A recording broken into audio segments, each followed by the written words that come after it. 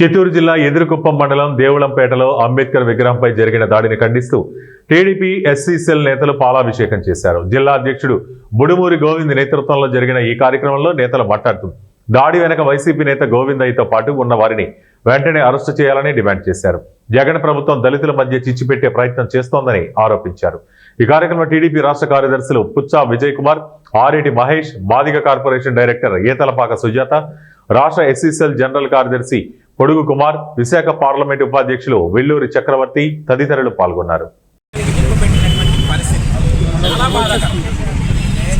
అందుకే ఈరోజు ఇలాంటి దొంగలాగుడులో ఈ రాష్ట్రంలో ఉండే అర్హత లేదు. ఈరోజు బాబాసాహెబ్ అంబేద్కర్ గారికి ఈరోజు మా సోదరుడు గోవింద్ ఆధ్వర్యంలో కార్యక్రమం, అదేవిధంగా కుమార్ డైరెక్టర్ సుజాత గారు ఉన్నటువంటి దళిత నాయకులందరితో కూడా ఇక్కడ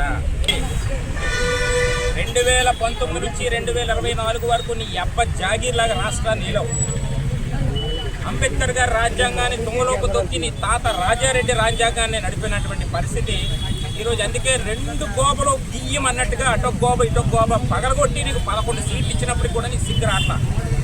ఈరోజు రాజ్యాంగం పట్ల నీకు కనీసం గౌరవం లేనటువంటి వ్యక్తివి. దళితుల్ని ఈ విధంగా అనగదొక్కేవు. ఆ రోజు 2019 నుంచి 24 వరకు నీ ట్రాక్ రికార్డు చూసుకున్నట్లయితే వందలాది సంఘటనలు జరిగినటువంటి పరిస్థితి. ఏదైతే నీ కుర్చీ సీఎం కుర్చీ కోసం ఎయిర్పోర్ట్లో కోడికత్తి శ్రీనుని 5 సంవత్సరాల కాలం బలి చేసినటువంటి దుర్మార్గుడు ఒక దళిత కుర్రవాడు.